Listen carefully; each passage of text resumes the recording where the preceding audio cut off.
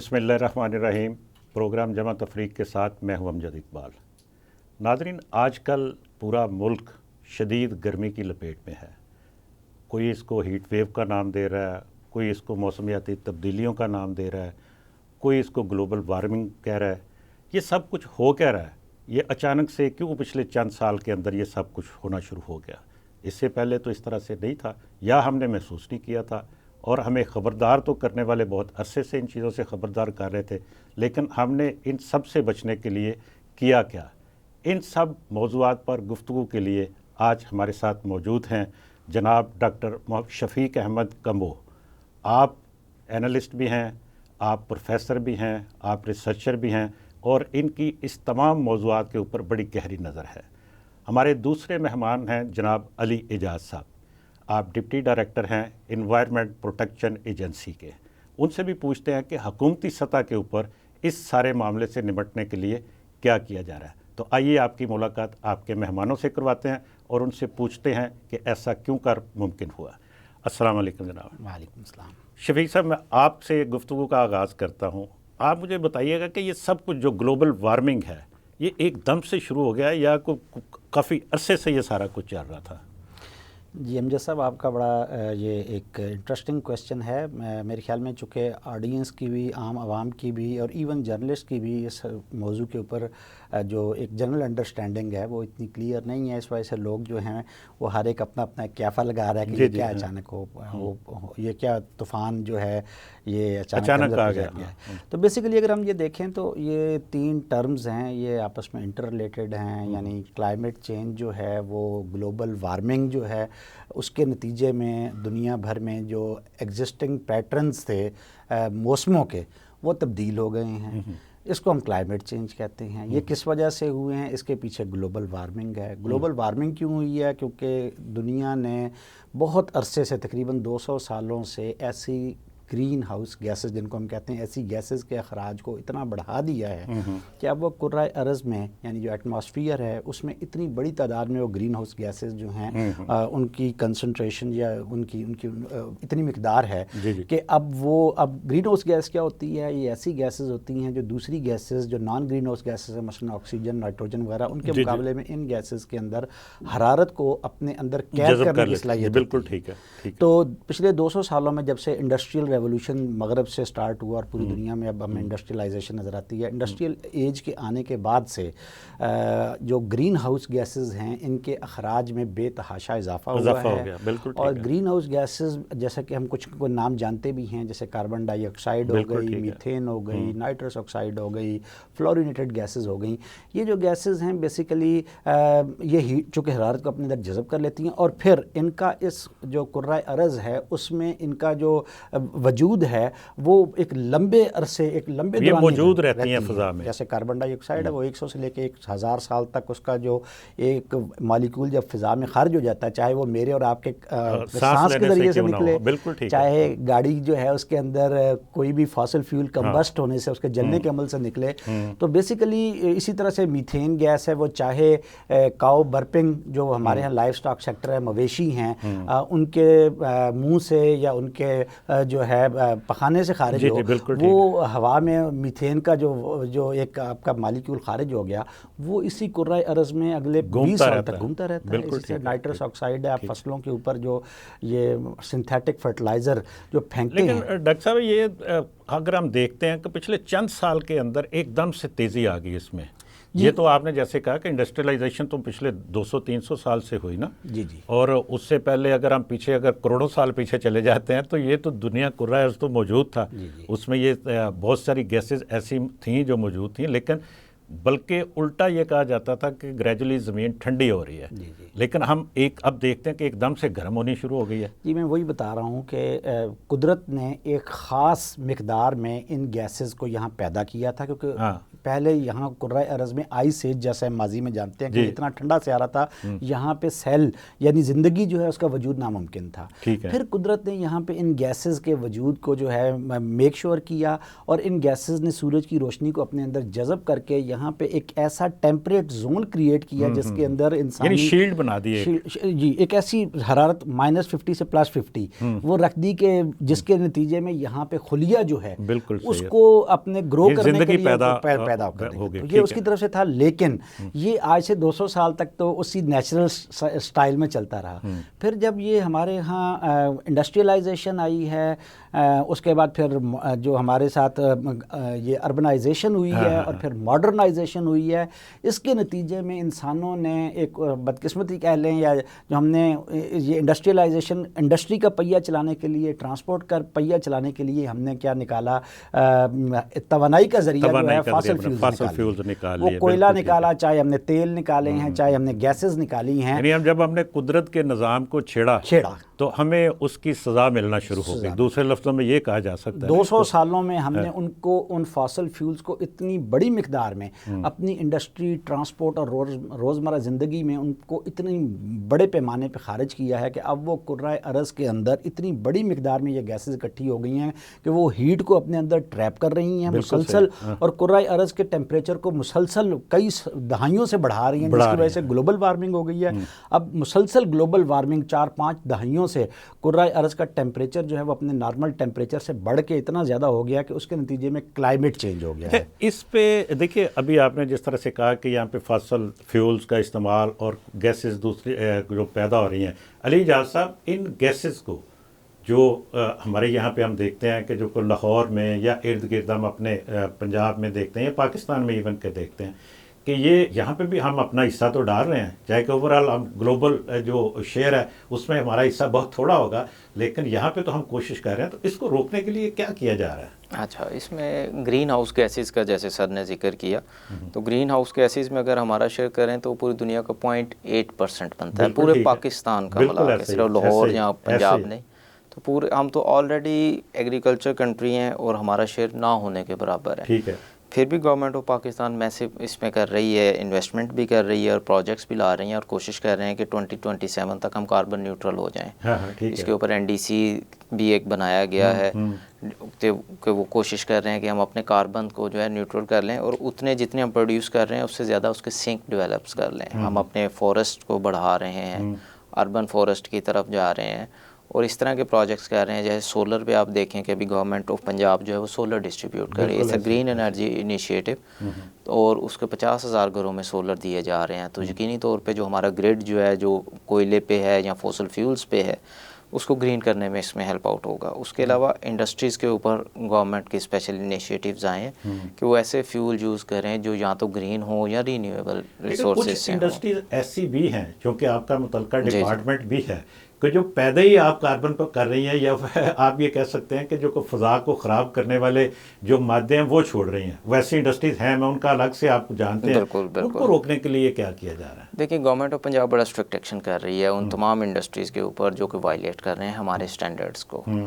ہم انہیں الاؤ نہیں کر رہے آپریٹ کرنا. اگر آپ لاسٹ 20 یا 30 ڈیز کا ہمارا دیکھیں تو ہم نے کوئی 55 لاکھ کے قریب فائن کیا ہے ان کو. ٹھیک ہے. کو 70-80 کے قریب یونٹس کو بند کیا گیا. یہ صرف لاہور کے اندر کیا گیا ہے. جو یونٹس بند کیے ہیں، بیسیکلی میں یہی آپ سے یہ اس پہ کرنا چاہ رہا تھا کہ جو یونٹ بند ہوئے ہیں اس میں کس انڈسٹری کے زیادہ لوگ شامل تھے؟ دیکھیں، اس میں ملٹیپل سیکٹرز کی انڈسٹریز ہیں، اسٹیل انڈسٹریز ہیں، اس میں بوائلر ریلیٹڈ ٹیکسٹائل انڈسٹریز ہیں، کچھ فوڈ کے یونٹس ہیں، مگر بوائلرز ہیں جن میں یا فرنسز ہیں، ان کے اوپر ہمارا میسو فوکس ہے. کیونکہ ایک تو وہ گرین ہاؤس گیسز کی ایمیشن کر رہے ہیں جو کہ انٹرنیشنل گلوبل لیول پہ اس کا افیکٹ آ رہا ہے.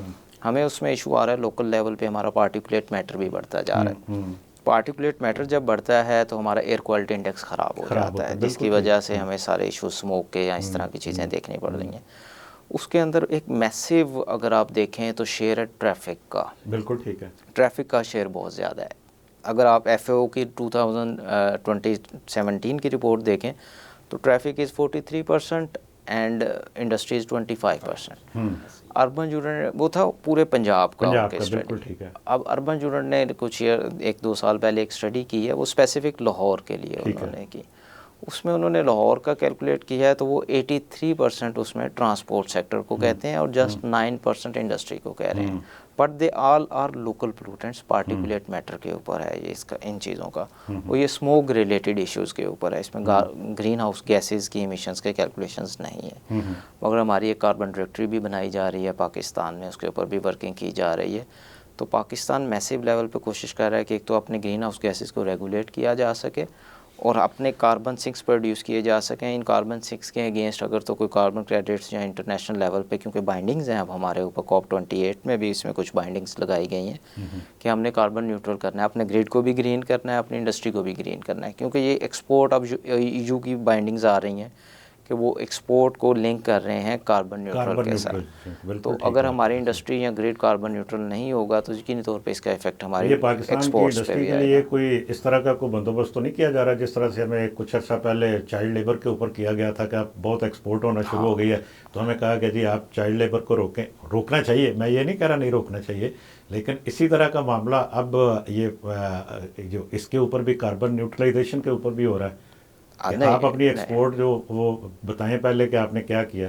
اس میں اس طرح یقینی طور پہ چیلنجز تو ہمیں فیس کرنے پڑیں گے, مگر پاکستان سب سے بڑا ایڈوکیٹ ہے انوائرمنٹ کنزرویشن کا دنیا میں. بالکل, اور اس میں بہت ابھی کام کیا 22 میں پاکستان نے بڑی ایفرٹ کی کہ جو تھرڈ ورلڈ کنٹریز ہیں جو بیڈلی افیکٹ ہو رہے ہیں کلائمیٹ چینج کے فنومینا کی وجہ سے, گلوبل وارمنگ کی وجہ سے, ان کے لیے کوئی فنڈ کریٹ کیا جا سکے تاکہ جو لوگ مین اس کے کنٹریبیوٹرز ہیں بڑے کنٹریز وہ ان کا اپنا برڈن لفٹ کریں, اور جو غریب ملکس ہیں یا تھرڈ ورلڈ کنٹریز ہیں جن کے جو بیڈلی افیکٹ ہو رہے ہیں ان کو کمپنسیشن دی جا سکے.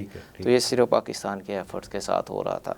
تو EU کی یہ بائنڈنگ پوری دنیا کے لیے, صرف پاکستان کے لیے نہیں ہے, مگر ہماری گورنمنٹ نے اس پہ آلریڈی ورکنگ پہلے کی سٹارٹ کی ہوئی ہے. بالکل ٹھیک ہے. اگر آپ دیکھیں تو جو ایکسپورٹ ریلیٹڈ بڑے یونٹس ہیں ان سب میں تقریباً رینیویبل وہ انہوں نے فیول یوز کرنا شروع کر دیا.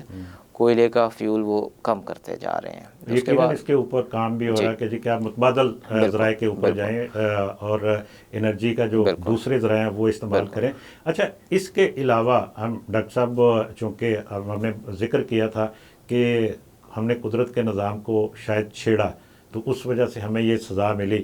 ابھی جس طرح سے علی جاز صاحب نے فرمایا کہ ہم یہاں پہ پاکستان میں پنجاب میں بہت کام کر رہے ہیں, تو کیا ہمارا جو کام ہے پنجاب کے اندر جو کیا گیا یا پاکستان میں جو کر رہے ہیں وہ ہمیں دنیا کے اندر جو ہونے والے جو اثرات ہیں جو اس گلوبل وارمنگ کا باعث بنے ہوئے ہیں ان سے محفوظ کر سکیں گے؟ اس کے اوپر میں آپ سے بات کروں گا لیکن ایک بریک کے بعد.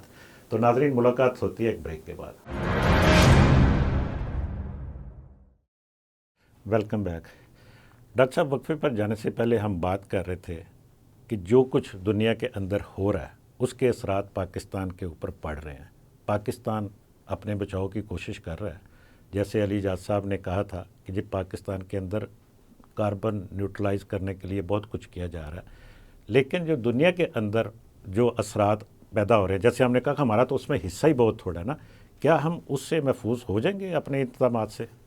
دیکھیں, میرے خیال میں پاکستان جو ہے, جیسے کہ علی جاز صاحب نے بھی کہا, بات ایسے ہی ہے کہ پاکستان کا کنٹریبیوشن گلوبل وارمنگ کے اندر یا کلائمیٹ چینج کے اندر وہ تو لیس دین 1% 0.83 تقریباً. انفارچونیٹلی جو جرمن واچ ہے جو ایک بڑا ادارہ ہے جو کہ دنیا میں بالکل نوٹ کرتا ہے کہ کون سے کنٹریز اس سے زیادہ جو ہیں غیر محفوظ ہیں, اور وہ تو ٹاپ 10 میں پاکستان پچھلے کئی سالوں سے ہے, جو کہ کلائمیٹ چینج کے نتیجے میں ہونے والی تباہیوں کا سامنا کر رہا ہے. بالکل ٹھیک ہم نے ریسنٹلی یہ متاثرین میں سب سے زیادہ ٹاپ 10 کے اندر رہے ہیں, ایسے ہی ہے, ٹاپ 10 سے کبھی ابھی بھی ایسے ہی ہے.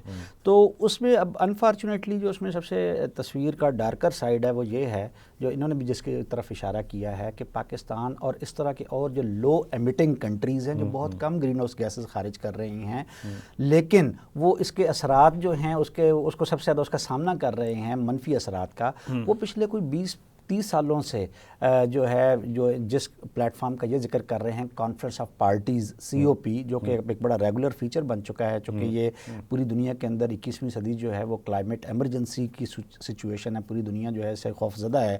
اور تو اس میں COP کے پلیٹ فارم پہ ہم کافی عرصے سے یہ فرمائش کر رہے ہیں کہ جی آپ ایک لاس اینڈ ڈیمیج فنڈ بنائیں, جس کے اندر امیر پچھلے دنوں میٹنگ بھی ہوئی اس کے اوپر, تو اور اس میں کہا گیا, اس میں ایک فنڈ قائم کیا گیا غالباً. یہ دیکھیں یہ اب ایک نیا کھیل شروع ہو گیا. کھیل کیا شروع ہو گیا کہ ہم امیر ملکوں کی سی او پی کے اندر ایک اپنی گروپنگ ہے, وہ کوشش کر رہے ہیں کہ کوئی ایسا فنڈ نہ بنے, کیونکہ اس کے لیے ان کو بلینز آف ڈالرز جو ہیں وہ اس کے اندر کنٹریبیوٹ کرنے پڑیں گے. تو وہ اب ایشو کو کیا کرتے ہیں, جو اس کا ایجنڈا ہے اس کو ہر دفعہ کسی نہ کسی شکل میں اس کو یا ڈی ایسکلیٹ کر دیتے ہیں یا کوئی نیا اینگل دے دیتے ہیں. تو پہلی دفعہ جو ہے اگرچہ 2022 کے میں جب پاکستان میں سیلاب آیا, اور سیلاب آنے کے بعد پھر یہاں پہ آپ کو پتہ ہے پہلے وہ اینجلینا جولی بھی آئی, پھر انتونیو گوتیرس بھی آیا, پھر اس کے علاوہ جمائمہ نے, ساری دنیا نے جب اس کے اوپر ٹویٹنگ کی, اور اس پہ میرا خیال ہے کہ پاکستان کی حکومت نے بڑا کام کیا. جس طرح سے علی جاز صاحب نے بھی کہا کہ پاکستان کی حکومت نے اس پہ دنیا کی نظریں اس طرف توجہ دلوائی کہ یہاں پہ ہو کیا رہا ہے اور یہ کس وجہ سے ہو رہا ہے. ایگزیکٹلی.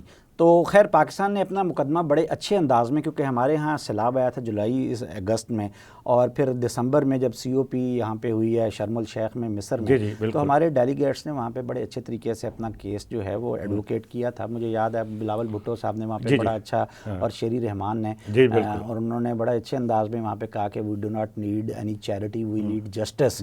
ہمیں آپ سے کوئی خیرات نہ دیں, آپ ہمارے ساتھ یہ کریں. اور یہ مجھے پھر وہ اس واقعہ یاد آ گیا کہ 2013 میں ایسے ہی وہ فلپائن کا ایک ڈیلیگیٹ تھا, یب سینو اس کا نام تھا, تو وہاں ہین کے نام سے ایک بہت بڑا طوفان آیا تھا, اور اس بیچارے کی وہ لیڈ کر رہا تھا ان کے ڈیلیگیشن کو وہاں پہ.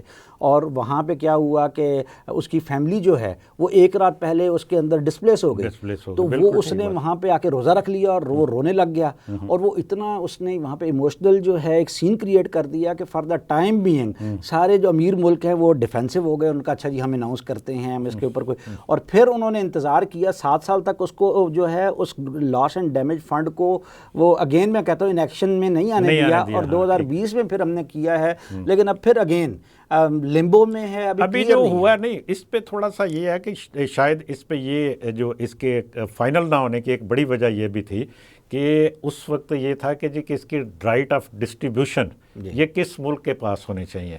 یہ بھی ایک آیا تھا نا کہ جی کہ بڑے ملک یہی چاہتے تھے کہ ہم تقسیم کریں گے, اور دوسرا کہتا تھا کہ میں کروں گا, میرے پاس رائٹس ہونے چاہیے. یہ غریب ملکوں کو پیسے دینے ہیں تو وہ کون دے گا. اور پھر اس میں اب انہوں نے یہ 2 سال میں یہی کیا ہے نا, اب وہ حکومتیں اپنی جان چھڑا رہی ہیں. وہ کہہ رہی ہیں جی حکومتوں کا تو اتنا رول نہیں ہے, اصل میں تو یہ بڑی ملٹی نیشنل کارپوریشنز ہیں, آرامکو ہے, موبل ہے, ایگزون ہے, جو کہ بیسیکلی فاسل فیولز کی بڑی بڑی کمپنیاں ہیں. ان سے پیسے مانگے ہیں جو 150 ارب بلین ڈالر جو ہیں ایک سال میں ارن کر رہی ہیں پروفٹ. تو لاس اینڈ ڈیمیج میں they need to contribute, not the governments. تو وہ بیسیکلی جب نہ دینا ہو تو پھر ہم تو اب دیکھیں پاکستان میں ابھی تک 2022 کے سیلاب کے آنے کے نتیجے میں جو ابھی تک اثرات موجود ہیں, ابھی تک ڈالر کا نقصان ہم نے جو ہے وہ برداشت کیا ہے. تو ہمیں پتہ ہے کہ ہم عوام کس طرح سے اس کو ابھی تک برداشت کر رہے ہیں. انٹرنیشنلی ہمیں ایز سچ جس طرح سے 2005 کے زلزلے کے بعد انٹرنیشنل ریلیف ہمیں ایفرٹس کے ذریعے سے کافی کمپنسیشن ملی تھی, اس کے بعد نہیں ملی. یقیناً اس میں ابھی ہمیں مزید کوشش کرنے کی ضرورت ہے. علی جاز صاحب, بات یہ ہے کہ آپ نے ذکر کیا کہ پاکستان میں یا لاہور میں جو بڑے شہروں میں ہم نے دیکھا کہ اسموک کا معاملہ ہوتا ہے, اور یہ سٹارٹ ہوتا ہے لاہور سے, پھر اس کے بعد باقی شہروں میں چلا جاتا ہے. اور اس میں آپ نے بتایا کہ ٹریفک کا بہت بڑا مسئلہ ہے. آپ نے انڈسٹری کا کہا کہ بہت چھوٹا سا پورشن ہے, لیکن اس کے ساتھ ساتھ ایک حصہ جو فصلوں کی باقیات کا بھی آتا ہے. تو ان کو ٹریفک کو جو اس میں اتنی بڑی کنٹریبیوشن ہو رہی ہے, تو وہ کیسے روک سکتے ہیں, آپ کو کیا کریں گے اس کے لیے؟ جی بالکل. اسموک بیسیکلی جو ساؤتھ ایشیا میں ہے وہ ایک ریجنل فینومین ہے. اس کا اگر کلاؤڈ آپ دیکھیں تو وہ کلکتہ سے سٹارٹ ہوتا ہے, بلکہ اب تو ڈھاکہ سے سٹارٹ ہوتا ہے اور وہ پشاور تک جا رہا ہوتا ہے.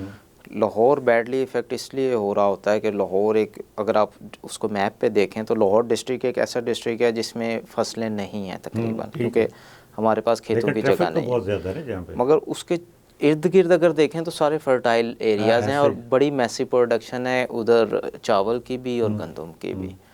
تو جب چاول کی فصل لاہور کے ارد گرد جلنا شروع کرتی ہے, وہ انڈین سائڈ پہ تو بہت میسو ہے, انڈین سائڈ پہ بہت زیادہ جلتی ہے. کچھ ہماری سائڈ پہ بھی, اگر آپ نارووال دیکھیں تو وہ بھی لاہور کے ساتھ ہے, جو مشہور ہے چاول کے لیے. شیخو پورہ مشہور ہے چاول کے لیے.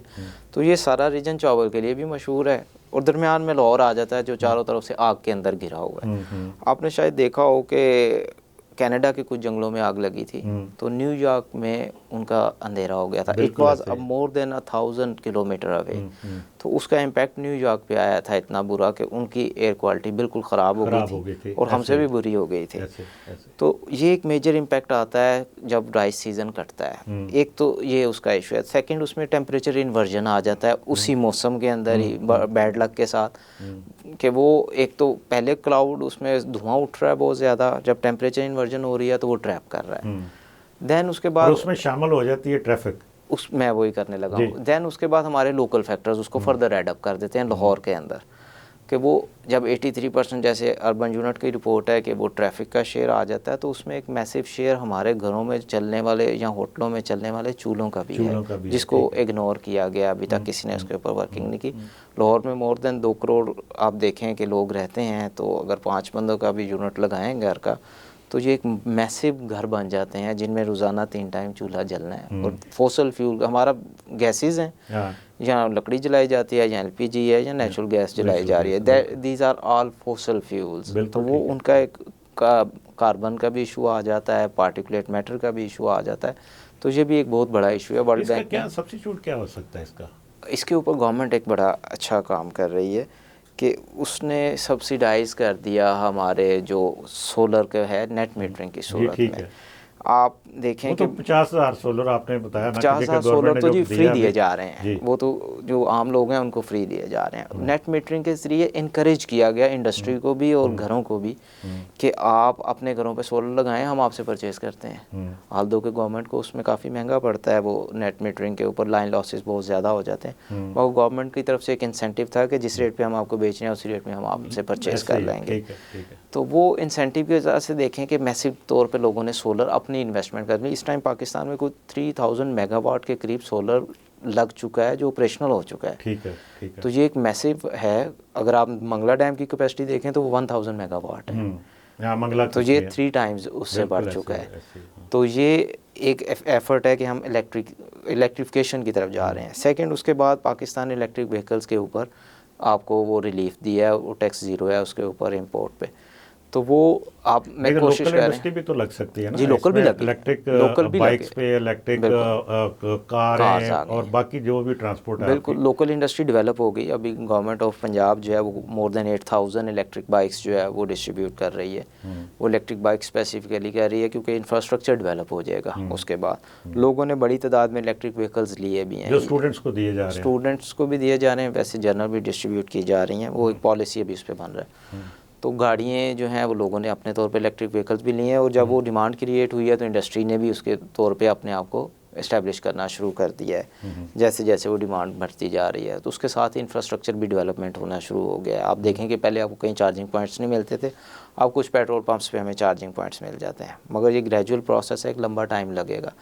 گورنمنٹ اس کو سخت کر رہی ہے. اس کے بعد گورنمنٹ الیکٹرک بسیز لے کے آ رہی ہے. ہم کوشش کر رہے ہیں کہ میس ٹرانزٹ کا سسٹم الیکٹرک کیا جا سکے. 27 بسز کا ایک پائلٹ پروجیکٹ کر رہی ہے گورنمنٹ کہ وہ لاہور کے اندر لانچ کر دی جائیں. یہ ود ان 6 منتھس آپ دیکھیں گے کہ ٹرانسپورٹ ڈپارٹمنٹ اس کے اوپر ورکنگ کر رہا ہے. 27 الیکٹرک بسز آ جائیں گے. پھر گورنمنٹ جو ہے وہ ڈیزل بسز کو بالکل ڈسکریج کر رہی ہے, اور ڈیزل ہائبرڈ یا الیکٹرک بسز کو انکریج کر رہی ہے. ڈیزل ہائبرڈ کا بھی ایمیشنز کافی کم ہو جائیں گے. اور ایک جو میجر ایشو ہم دیکھتے ہیں کہ لاہور شہر میں آپ کو پبلک ٹرانسپورٹ سسٹم نہیں ملتا. تو گورنمنٹ اب وہ ٹرانسپورٹ سسٹم ڈیولپ کرنا چاہ رہی ہے. یہ اس طرح نہیں ہے کہ میٹرو بسز چلا دی جائیں گی. گورنمنٹ کوشش کر رہی ہے کہ لاہور کو کوئی 1600 کے قریب بسز چاہیے لاہور کے لیے. تو وہ الیکٹرک بسز بھی لائی جا رہی ہیں یا ڈیزل ہائبرڈ بسز لائی جا رہی ہیں تاکہ اس کو کیا جائے, اور وہ ایک لوکل جو پبلک ٹرانسپورٹ کا سسٹم ہے اس کو ڈیولپ کیا جا سکے. گورنمنٹ میسو اس کے اوپر ایفرٹ کر رہی ہے. 27 بسوں کا ایک پائلٹ پروجیکٹ ہے, آگے 600 بسیں اور گورنمنٹ اس کے اوپر ورکنگ کر رہی ہے کہ وہ بھی لائی جائیں اور وہ چلائی جا سکیں. اس میں تقریباً 150 کے قریب تو پیور الیکٹرک بسز ہوں گی, اور باقی جو ہیں وہ ہائبرڈ ڈیزل ہائبرڈ بسز ہوں گی. تو ایک جو آپ پبلک ٹرانسپورٹ سسٹم جب ہو جائے گا تو پھر ہمارے پاس ایک کوشن آ جائے گا کہ ہم گاڑیوں پہ یا اپنے پرائیویٹ اون وہیکلز ہیں ان کے اوپر کوئی بائنڈنگ لگا سکیں گے. اس پہ مجھے یہ ضرور اس میں اضافہ کیجیے گا کہ جو آپ کے جو ٹرانسپورٹ کا سسٹم ہے سارا, جی اس میں بہت سی ٹرانسپورٹ ایسی ہے جس کو سڑکوں پہ نہیں ہونا چاہیے، جس کو روڈ پہ نہیں ہونا چاہیے، اس کو کیوں نہیں روکا جاتا؟ ہاں، اس کے لیے نہیں روکا جا رہا کہ میں نے کہا کہ آلٹرنیٹ سسٹم نہیں ہے. مثلاً آپ میری گاڑی اگر بند کر دیں گے تو میں کیسے جا سکوں گا آگے؟ بس یہ پبلک ٹرانسپورٹ اویلیبل نہیں. کوالٹی ہے نا، ایک اسٹینڈرڈ ہے. میں آپ کی جو پہلے سالانہ ایک ہوتی تھی کہ اس کی اپروول ہے کہ جی کہ یہ گاڑی آ سکتی ہے سڑک پہ، یہ نہیں آ سکتی، میں بند کرنے کی بات تو کر ہی نہیں رہا. تو اس کو کیوں نہیں، وہ ڈپارٹمنٹ کیوں نہیں روکتا؟ ٹرانسپورٹ کا محکمہ جو وہ کیا کر رہا ہے؟ جی، ٹرانسپورٹ نے اس پہ اوپر وکس سیٹ جو ہے نا وہ سسٹم انٹروڈیوس کیا ہے. وہ ایوری 6 منتھ پاسنگ کر رہا ہے. پہلے ہو جاتی تھی مینول، آپ دیکھتے ہوں گے کہ وہ پاسنگ کر دیتے تھے. اب وہ اس پہ بین کر دیا ٹرانسپورٹ ڈپارٹمنٹ نے. اب صرف وکس پاسنگ کر سکتا ہے. مگر وکس کی ایک ایشو یہ ہے کہ وہ لگتا ہے صرف جو کہ پبلک وہیکلز ہیں ان کے اوپر، ٹھیک ہے. جو پرائیویٹ اون وہیکلز ہیں، گاڑیاں یا بسز، وہ اس کے نہیں آتی. تو اس کے اوپر لیجسلیشن کی جا رہی ہے. سیکنڈ، ایک انوائرمنٹ ڈپارٹمنٹ اور PND نے مل کے ایک پلان بنایا. اس کے اندر کوشش کی جا رہی ہے، it's a long term plan, کو سال کے اندر اندر ہے کہ 20 سال یا اس سے پرانی 30% گاڑیوں کو فیز آؤٹ کر دیا جائے. ٹھیک ہے.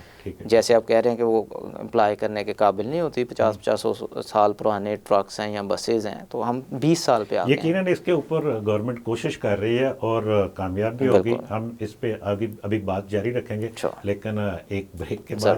تو ناظرین، ملاقات ہوتی ہے ایک بریک کے بعد. Welcome back. ڈاکٹر صاحب، وقفے پر جانے سے پہلے ہم بات کر رہے تھے کہ جو مقامی طور پر ہم کر سکتے ہیں. ہماری، جیسے ابھی آپ نے ذکر کیا کہ ہم نے انٹرنیشنل لیول پہ بڑی کوشش کی. آپ نے بتایا کہ جو وزیر خارجہ پاکستان کے بلاول بھٹو اس وقت اور ان کے ساتھ شہری رحمان نے یہ بڑی کوشش کی، اور ان کو بلکہ اس کے اوپر بڑا اپریشیٹ کیا گیا پوری دنیا میں ان کی اس کاوش کو.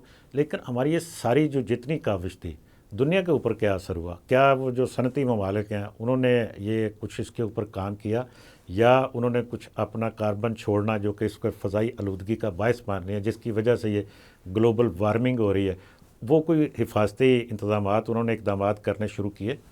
دیکھیں، اس میں امجد صاحب جو سب سے آپ کہیں کہ صحیح معنوں میں عمل کیا ہے تو وہ یورپین یونین نے کیا ہے. ہم دیکھ رہے ہیں کہ پچھلے چند سالوں میں جس کلسٹر آف کنٹریز نے اپنی ایمیشنز کو، کلائمیٹ چینج کا باعث بننے والی گرین ہاؤس گیسز جو ہیں ان کے ایمیشنز کو کنٹرول کیا ہے دنیا. اصل میں تو مسئلہ یہ ہائی لائٹ اس وقت زیادہ ہوا جب 2015 میں پیرس اکارڈ میں جب ملکوں نے جا کے وہاں پہ وعدے کیے، کمٹمنٹس کی کہ جی میں اتنی اپنی گرین ہاؤس گیسز اتنے عرصے میں کم کروں گا، یہ وہ. تو اس کے بعد سے 2015 کے بعد سے سوائے یورپین یونین کے باقی آپ جو نارتھ امریکہ لے لیں یا آپ رشیا اور چائنا، انڈیا، یہ جو انڈیا اور چائنا جو ہیں یہ اپنی جو ہے وہ کم کرنے کے لیے تیار نہیں ہیں. اچھا، اب اس میں ایک تھوڑی سی ڈفرینٹ سی ایک سچویشن یہ ہے کہ انفارچونیٹلی یہ ایشو اس وقت زیادہ ہائی لائٹ ہوا ہے جب گلوبل ساؤتھ کے کنٹریز مثلاً انڈیا، پاکستان، چائنا، ان جیسے ملکوں کو فاسل فیولز کے اوپر ریلائنس بڑھا کے اپنے لوگوں کو غربت سے نکالنے کا جو ہے وہ مسئلہ اس چیلنج کا سامنا کرنا پڑا ہے. اب اس وقت چونکہ گلوبل یہ ایک چیلنج بن چکا ہے کلائمیٹ چینج، تو سب کو لگ رہا ہے کہ یہ ملک جو ہیں، جیسے پاکستان نے کچھ ہی عرصے میں اپنی ڈبل کر لی ہیں یہ گرین ہاؤس داؤ، دے آر لیس دین 1%، لیکن کچھ ہی عرصے میں کی ہیں. تو دنیا کو لگتا ہے کہ یار یہ ملک بڑھا رہے ہیں. بھائی اصل مسئلہ ہم نے تو اچانک ہی یہ ہم کچھ سالوں میں ہی ہم نے شروع کیا ہے. یہ جو کاربن فٹ پرنٹس ہیں یہ تو 200 سالوں میں جو دنیا کا کاربن بجٹ ہے وہ تو سارا امریکہ نے، یورپ نے، ان سب نے استعمال کیا. جی بالکل، میں بلکہ یہی آپ سے بات کرنے لگا. دیکھیے پاکستان نے ڈیمانڈ کیا کی ہے. پاکستان نے تو، میں پاکستان کی چونکہ بات کر رہا ہوں، انڈیا نے بھی یقیناً یہ کی ہوگی. وہ چاہ رہے ہیں کہ جو صنعتی ممالک ہیں وہ شیئر کریں کہ ہم اپنی جو متبادل توانائی کے جو ذرائع ہیں ان کے اوپر جائیں. ہمیں اگر ہم نے ریپلیس کرنا ہے جو ہمارے جو پاور ہاؤسز ہیں تو اس کے لیے ہمیں پیسے چاہیے.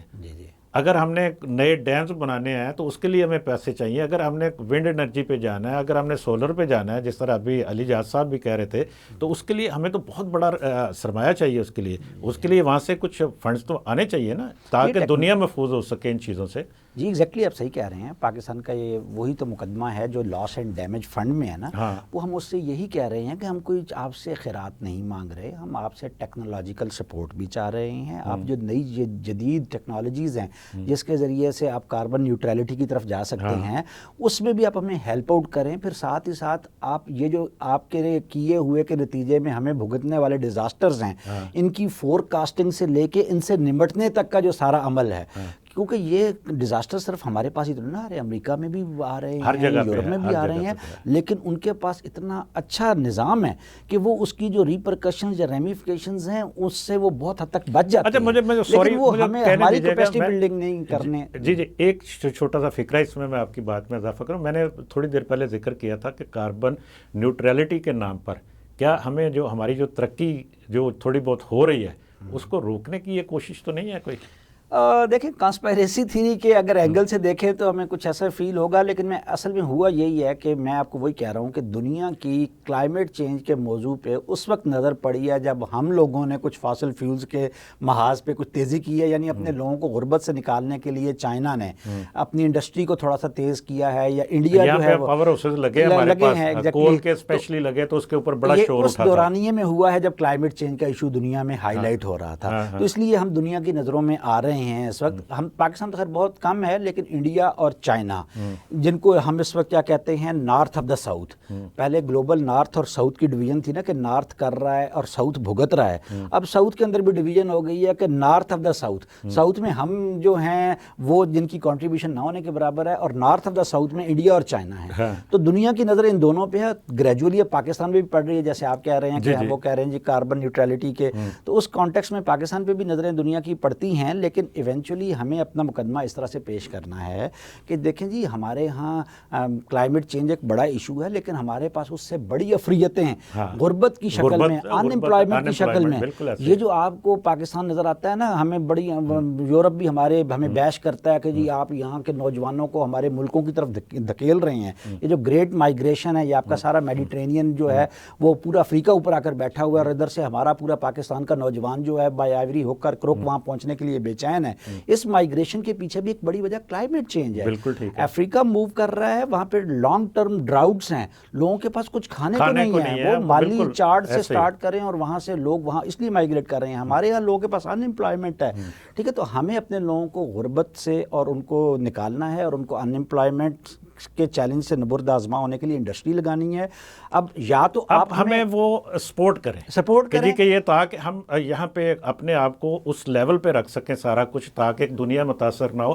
تو علی جہاز صاحب بات یہ ہے کہ جی ہم بات کر رہے تھے کہ جی کہ پاکستان کے اندر جس طرح سے آپ نے کہا کہ ہم بڑی کوشش کر رہے ہیں, ابھی کئی سالوں سے ہم سنتے ہیں کہ جی کہ یار اس میں جو ایک لاہور کے ارد گرد اسپیشلی اس میں اینٹوں کے بھٹے ہیں, اور ان کی ہم نے ایک زگ زیگ ٹیکنالوجی اس میں متعارف کرائی تھی جی کہ وہ لگا دیں, اور ہر سیزن میں ہم ان کو بند کر دیتے ہیں 2-3 مہینوں کے لیے.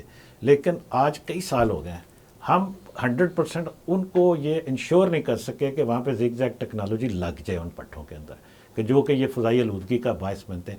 آپ نے ابھی بتایا کہ پنجاب حکومت بڑے اچھے پروجیکٹس لا رہی ہے, یقین پروجیکٹس اچھے ہیں, لیکن یہ اسی طرح کا تو نہیں ہوگا کہ جس طرح سے ہم نے بٹوں کا ذکر کیا کہ یہ کئی سال اس میں لگے رہیں گے اور پھر نئے سرے سے شروع ہو جائیں گے. اچھا, پنجاب گورنمنٹ اس ٹائم بڑی سیریس ہے. اگر آپ دیکھیں تو ہمارے جو سینئر منسٹر ہیں وہی انوائرمنٹ منسٹر بھی ہیں. اس سے پنجاب گورنمنٹ کی سیریسنس کا اندازہ کیا جا سکتا ہے انوائرمنٹ کے بارے میں, کہ انہوں نے جو موسٹ سینئر منسٹر ہیں ان کو ہی انوائرمنٹ کا ڈپارٹمنٹ دیا. دوسری بات آپ کی تھی بٹھوں کے اوپر. پنجاب میں کوئی 8000 کے قریب بٹھے ہیں, ان میں سے کوئی 160 کے قریب بٹھے لاہور میں ہیں, اور وہ لاہور کی ویسینٹیز میں پورے چاروں طرف ہے نا. جی ایسے ہی ہے. اور وہ بٹھے جو 160 کے 60 ہیں وہ زگ زیگ کے اوپر ہیں. اچھا, زگ زیگ ٹیکنالوجی کا انتخاب کیوں کیا گیا؟ اس کا انتخاب اس لیے کیا گیا, یہ ایک اینٹیں رکھنے کا سٹائل ہے پرانے بٹھے کے اندر, تاکہ وہ بڑا ایزیلی اس میں, اس کی چمنی میں بھی کوئی لگاتے تھے شاید کوئی اس کا, میں وہی بریف کرتا ہوں نا, اس کو رکھا گیا اس طرح کہ وہ منیمم چینجز کرنے پڑے اور اس کا ایفیکٹ بہت زیادہ ہو جائے. اس میں ایک بلور لگتا ہے, سمپل بلور ہے, اور اینٹیں رکھنے کا سٹائل ہے, بس یہ ڈفرینس ہے اس کے اندر. اب وہ بلور اس پرانے بٹھے پہ بھی چل سکتا ہے, اس سے کوئی فرق نہیں پڑتا, ٹھیک ہے, مگر اس کے لیے سکشن پروڈیوس کرنے کے لیے لازمی ہے. پرانے بٹھے میں ایڈیشنل ایڈ ہو جاتا ہے, کوئی فرق نہیں پڑتا. اب وہ سٹیکنگ کرنی پڑتی ہے. ابھی تک ہمارے بٹھوں والے جو ہیں ان کے پاس اس کی ایکسپرٹیز ڈیولپ نہیں ہو سکی. تو وہ ایکسپرٹیز دیکھیے نا، جب وہ ڈپارٹمنٹ ایک کہتا ہے پالیسی دیتا ہے تو اس کو دینی چاہیے. بالکل، ڈپارٹمنٹ نے ان کی ٹریننگز بھی کروائی ہیں، مگر چونکہ وہ لیبر کلاس ان کی ہے بہت زیادہ پڑھی لکھی نہیں ہے، تو وہ ایک کلچر کے طور پہ یا فیملی رن ان کا جو مستری ہے وہ سیکھتا ہے اور وہ اس طرح آ رہا ہے. وہ پڑھے لکھے انجینئرس تو ہیں نہیں کہ ہم انہیں کسی انسٹیٹیوٹ میں بٹھا لیں، انہیں سمجھانا تھوڑا مشکل کام ہے. دوسرا ایشو یہ ہے کہ یہ 30 to 40% فیول کی بچت دیتا ہے بٹھے والے کو. بٹھے والے کو اکنامیکل فائدہ ہے زگ زیگ چلانے میں، انسینٹیو بھی ہے. اس کے باوجود وہ کیوں مہنگی ٹیکنالوجی پہ جا رہا ہے؟ کیونکہ وہ اس کے پاس لیبر نہیں ہے، جو اسکلڈ لیبر ہے وہ نہیں ہے. مگر اس کی تعداد بڑی تیزی سے بڑھتی جا رہی ہے کیونکہ اکنامک انسینٹیو ہے نا اس کے اوپر. Fuel is very expensive now.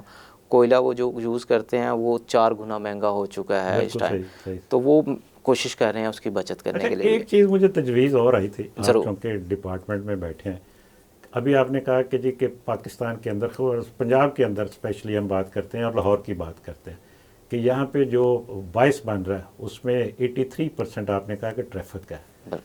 اگر ہم غور کرتے ہیں، آج کل دیکھ لیں اسکولوں میں چھٹیاں ہیں تو آپ کی سڑکوں کے اوپر ٹریفک 50% ہے.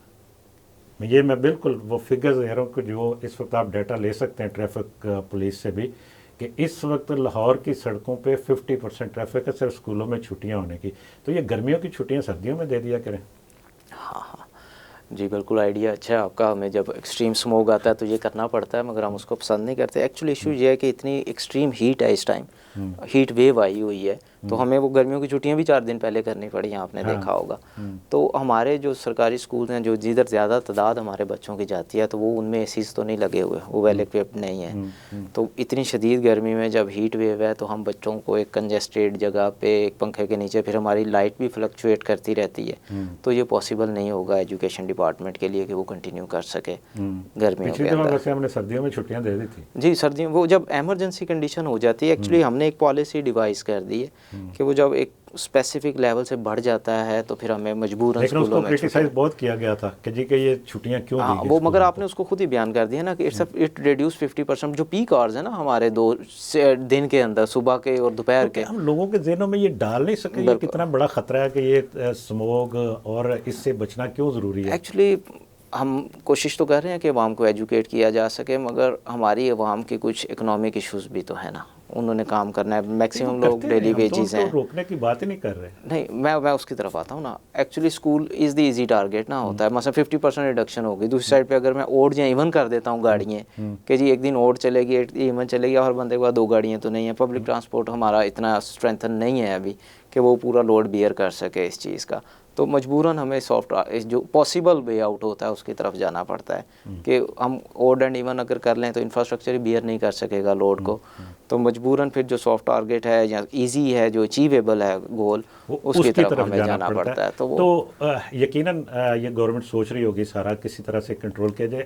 ڈاکٹر صاحب بات یہ ہے کہ یہ جو گلوبل وارمنگ ہے اس کا ایک بہت بڑا افیکٹ یہ ہو رہا ہے کہ جو ہمارے گلیشیئرز ہیں، پاکستان جو ٹاپ 3 جو گلیشیئر رکھنے والے جو ممالک ہیں ان میں سے ایک ہے اور تیزی کے ساتھ میلٹ ہو رہے ہیں. اس کا نقصان کیا ہو سکتا ہے اور اس کو کیسے بچایا جا سکتا ہے اس نقصان سے، اور کیا ہم کبھی اس کے اوپر، اس نقصان کے اوپر قابو پا سکیں گے یا نہیں؟ اس کے اوپر میں آپ سے بات کروں گا لیکن ایک بریک کے بعد. تو ناظرین ملاقات ہوتی ہے ایک بریک کے بعد. Welcome back. ڈاکٹر صاحب وقفے پر جانے سے پہلے ہم بات کر رہے تھے گلوبل وارمنگ کے کیا کیا اثرات ہو رہے ہیں. اس کا ایک بہت بڑا اثر جو ہمارے گلیشیئرز کے اوپر ہو رہا ہے اور دنیا کے اندر سے یہ خطرہ موجود ہے کہ گلیشیئر پگھلنا شروع ہو چکے ہیں، گلیشیئر ٹوٹنا شروع ہو چکے ہیں اور ان کے ٹوٹنے سے، ان کے پگھلنے سے یہ سیلاب بھی آ سکتے ہیں اور پھر جنگلات ختم ہو سکتے ہیں، اس میں نقصانات کئی طرح کے ہو سکتے ہیں. ان کو ہم کیسے روک سکتے ہیں؟ جب سے یہ دیکھیے تحریک جب سے شروع ہوئی ہے اس وقت سے لے کے اس خطرے کی طرف نشاندہی کی جاتی رہی ہے کہ یہ ہوگا، لیکن شاید ہم تک یہ بات پہنچی نہیں. اس میں شاید کہیں میڈیا کا جو رول ہے اس کو پوری طرح سے ادا نہیں کیا گیا یا ہم تک کمیونیکیٹ نہیں ہو پایا پوری طرح سے. کیا آپ کو یہ سارا سینیریو کس طرح سے نظر آتا ہے؟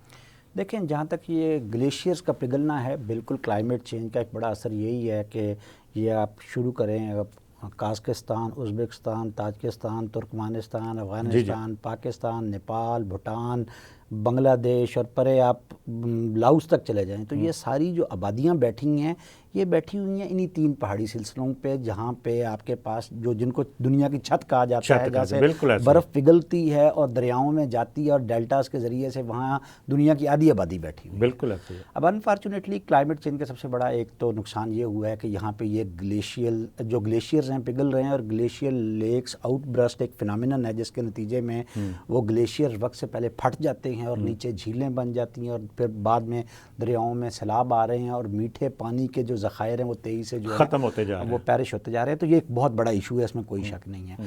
جہاں تک آپ کا سوال ہے کہ جو اس کی موومنٹس ہیں کلائمیٹ چینج کی، تو میں سمجھتا ہوں ذاتی طور پہ کہ اس وقت پوری دنیا میں جس طرح سے خصوصاً گلوبل ناردرن کنٹریز کا جو یوتھ ہے ان کے اندر جو موومنٹس ہیں، جو تحریکیں ہیں، وہ انفارچونیٹلی یا آپ دوسرے الفاظ میں یہ کہہ لیں کہ شاید کسی ڈر یا خوف کی وجہ سے گلوبل ساؤتھ میں جنم نہیں لے سکیں۔ مثلا اگر آپ امریکہ میں جائیں تو وہاں پہ اس وقت ڈسرپٹیو موومنٹس ہیں یوتھ کے درمیان۔ اگر آپ وہاں پہ جائیں تو وہاں پہ آپ کو یہ فرائیڈے فار فیوچر سے لے کے اور یہ ایکسٹنکشن ریبیلین سے لے کے، اگر آپ یورپ میں آئیں تو یہ اینڈے گلینڈے جیسی جو موومنٹس ہیں ان کی یوتھ جو ہے وہ اب بالکل وہ کہتی ہے یہ سیاستدان جو ہیں یہ کبھی بھی دنیا کو کاربن فری نہیں ہونے دیں گے۔ ان کی جو لسٹ ہے، جو ان کی گریڈ ہے، پیسہ، اور یہ کیونکہ یہ سارے ریپریزنٹیٹیوز ہیں کس کے ان لوگوں کے ملٹی نیشنلز کے، بالکل ایسا ہی، مافیاز کے بلکہ کہنا چاہیے انٹرنیشنل مافیاز کے، وہ تو ڈسرپٹیو ہو گئے ہیں، وہ تو کافی پی کے اور وہ پھینک دیتے ہیں ان کی گاڑیوں کے اوپر کافی، اور یعنی اور بڑے بڑی، میں جرمنی میں رہا ہوں اور مجھے پتہ ہے کہ جس دن میرے شہر کے اندر اس نے آنا تھا یہ میرکل نے، تو سارے 40-50 لوگ اس کو سن رہے تھے، لیکن جس دن میرے شہر کے اندر یہ آئی، یہ جو اس والی ہے گریٹا تھنبرگ جو کہ بیسیکلی اس فرائیڈے فار فیوچر کی اس وقت اسپوکس پرسن ہے، وہ جب آئی تو پورے شہر کے اسکولوں میں سے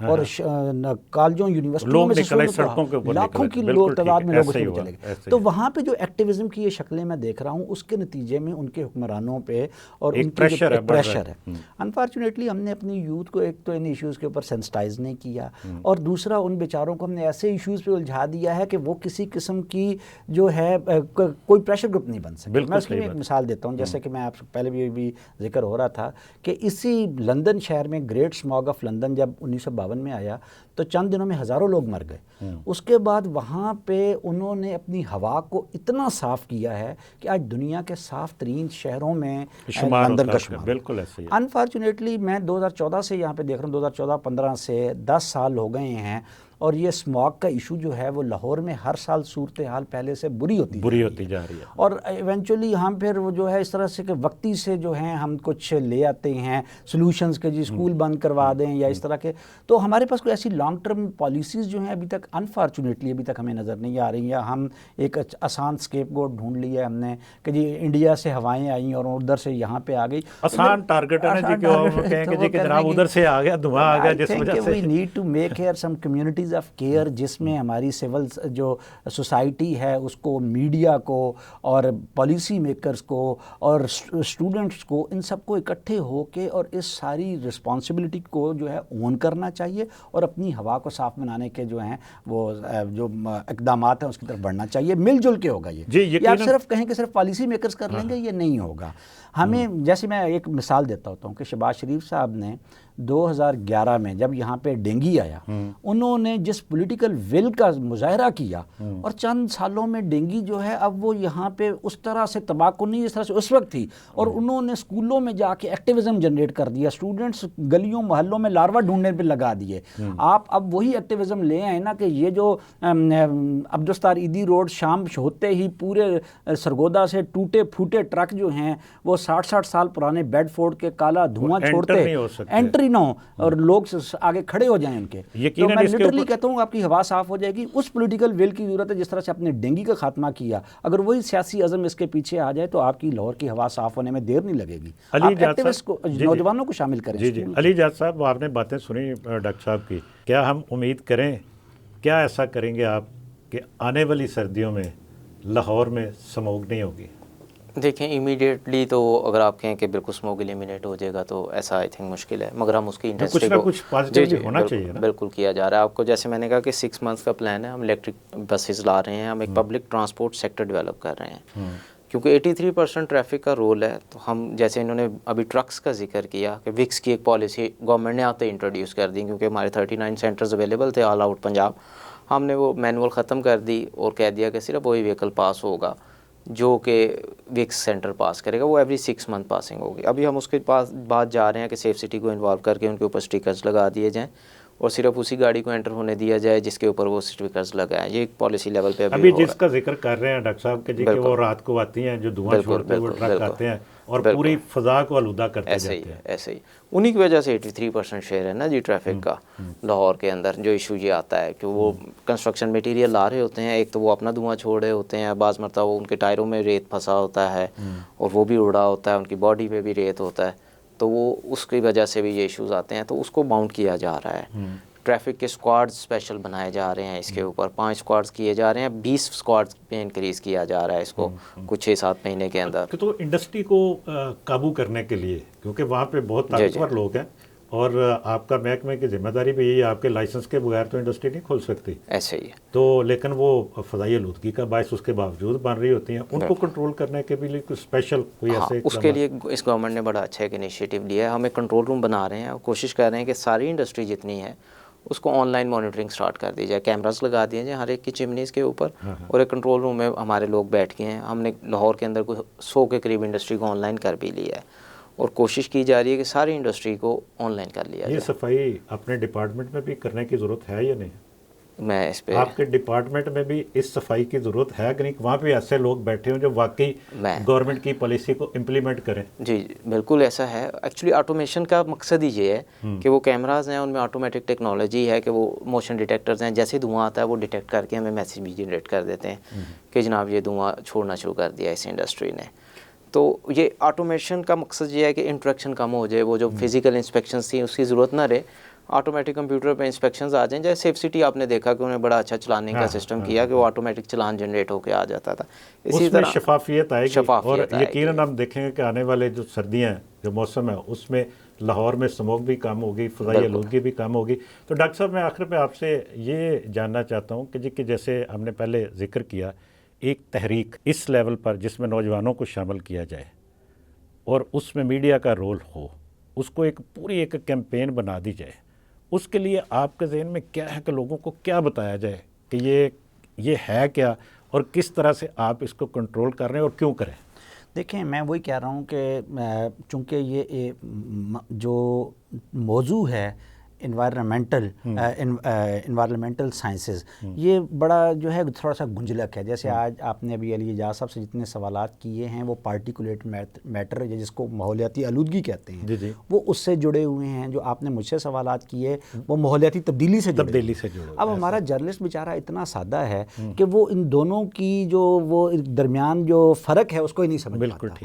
وہ ترجمہ جب کرتا ہے تو وہ ماحولیاتی آلودگی کو ماحولیاتی تبدیلی کے طور پہ پیش کر رہا ہوتا ہے. تو میرے خیال میں ہمیں اپنے جرنلسٹ کو جو ہے اس کی ٹریننگ کرنی چاہیے. سب سے پہلے تو جرنلسٹ کی ٹریننگ اس میں اب لیئرز بن گئی ہیں. کچھ جرنلسٹ تو ایسے ہیں جو کہ جہاں پہ international digital news web sites کے جو جرنلسٹ ہیں وہ اب اتنے زیادہ ٹرینڈ ہو چکے ہیں کہ وہ ان چیزوں کو بہت بہتر طریقے سے سمجھتے ہیں. ہمارے BBC-Urdu.com یا وائس آف امریکہ Urdu.com کا یا انڈیپینڈنٹ Urdu.com کا DW-Urdu.com کا اردو نیوز کا.